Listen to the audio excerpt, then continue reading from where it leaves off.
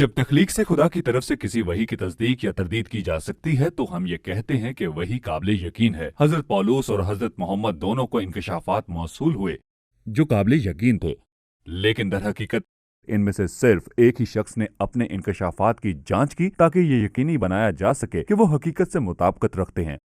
क्या आप जानते हैं कि वो कौन था?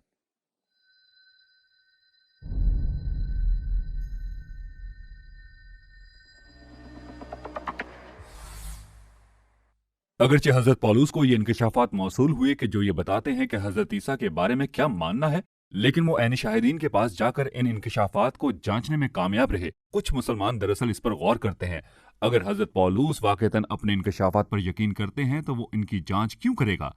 लेकिन हजरत पौलुस इस बात का इदराक करने के लिए समझदार थे कि बहुत से लोगों का ख्याल है कि वो खुदा की तरफ से इंकशाफात हासिल कर रहे हैं, जबकि ऐसा नहीं है। लिहाजा अगर आपको लगता है कि खुदा एक दिन आपसे बात कर रहा है और आपको एक सफर करके और कुछ सवालात पूछकर इस पैगाम की तौसीक करने का मौका मिलता है, तो ऐसा क्यों नहीं करेंगे?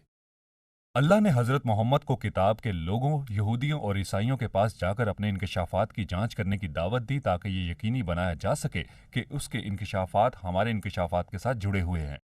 हजरत मोहम्मद कभी कभार कुरान की इलाही आगाज पर शुबा करते थे और कुरान की सूरा 10 आयत नंबर 94 में अल्लाह ने हजरत मोहम्मद के शुबहात का जवाब ये कहकर दिया कि अगर तुम हो शक में उसके बारे में जो नाजिल किया गया है, हमने तुम पर तो पूछ लो उन लोगों से जो पढ़ते हैं किताब तुमसे पहले। चुनांचे हजरत मोहम्मद किताब के लोगों, यहूदियों और ईसाइयों के पास जा सके ताकि वो अपने इंकशाफात की तस्दीक कर सकें।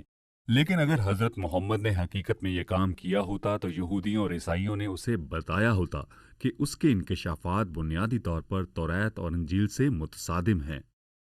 इसी मौका पर जब मुसलमान इस बात पर कहते हैं कि तौरात और इंजील बदउनवान हैं, वाकई चुनांचे अल्लाह उन लोगों के पास जाकर अपने इंकशाफात की तस्दीक के लिए हजरत मोहम्मद को दावत दे रहा है जो बदउनवान किताबें पढ़ रहे हैं।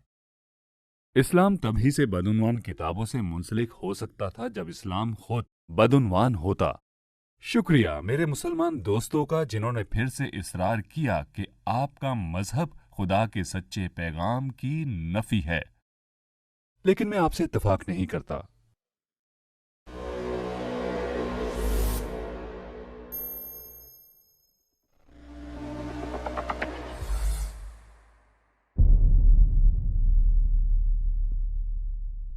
सबको सलाम। वीडियो देखने का शुक्रिया। अगर आप ब्राउज करते हुए या कुछ तलाश करते हुए इस वीडियो तक पहुंचे हैं तो मैं आपको बताना चाहता हूं कि इस सीरीज में हजरत पौलुस और हजरत मोहम्मद का मुआजना किया गया है। लिहाजा अगर आप पूरी सीरीज देखना चाहते हैं तो प्लेलिस्ट पर क्लिक करें। अगर आप पहले ही प्लेलिस्ट में हैं तो आप ये देखने वाले हैं कि हजरत पौलुस के पैगाम और इख्तियार की तस्दीक हजरत ईसा के असली रसूलों ने की थी और ये हजरत मोहम्मद के पैगामात की तस्दीक नहीं की गई।